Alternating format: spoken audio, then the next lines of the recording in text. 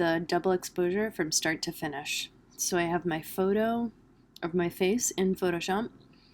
I'm going to go to Unsplash. I downloaded this photo. I'm going to say Show in Finder. Drag this into my Photoshop document to kind of save for later. So the first thing that I'm going to do is mess around with the photo of myself. I might press Command T to resize stuff, double click to make it stay. I'm going to desaturate this, so Image Adjustments, Desaturate, takes away all the color. Then I might go to Image Adjustments, Brightness, Contrast, brighten this up more, turn up the contrast a lot more.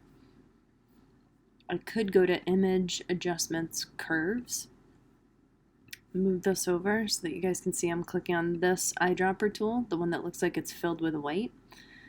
Then I'm trying to click on the thing in my photo that is the brightest. And in this case, it is this part of my shirt. If I click on a darker spot, you'll see that it makes everything else really overexposed. So I want to make sure that I click on the brightest part of my whole photo. Say OK. Now I want to use the fourth tool down, the quick selection tool, to select my whole face and body. So I can zoom in a lot and just keep clicking around and make sure that I grab everything that I need. For some reason this seems to be a common thing, like it doesn't grab the under part of people's noses. If you have to take away part of your selection, you can click on this part of the quick selection tool up here at the top and maybe make my brush smaller. That will also allow you to select less. Oh, that didn't work. Oh, yeah, it did. Okay, so that's looking kind of good. I'm going to go back to this adding to my selection.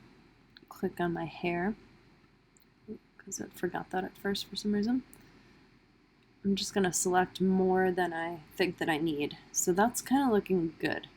Now what I'm going to press is Command J to make a copy of that layer that doesn't include the background. So if I hide this one, you can see that this is my layer that I'm going to use. At this stage, you guys could do stuff like this. I'm going to click on the eraser tool, turn the size way down, and maybe clean up my hair a little bit.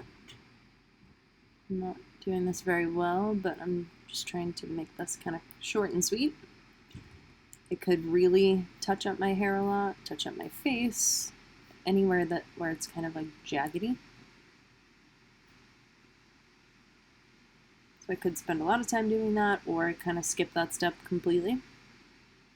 The next thing I want to do is press Command on a Mac, click on the thumbnail of this layer so that it selects right around my face again. Now I'm going to click on this top layer, show it, and I'm going to press Command J to copy that. So if I hide this layer, you guys can see that I now have a cutout of my face made out of these flowers. I can turn this down to see what I'm working with. Here's where I put the layer mask.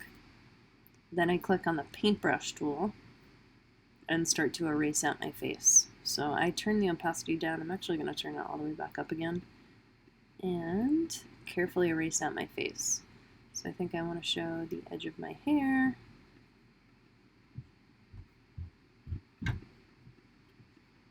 And that is the really short and sweet version of how you make a double exposure photo happen. So you can tell there isn't a background. I can click on this down here, the black and white circle, say solid color. Just say OK for now, but drag it to the bottom of all of my layers. I can double click on this thumbnail and choose one of the colors that already exists in my photo. So it's all just trial and error. I liked the blue the best, I think.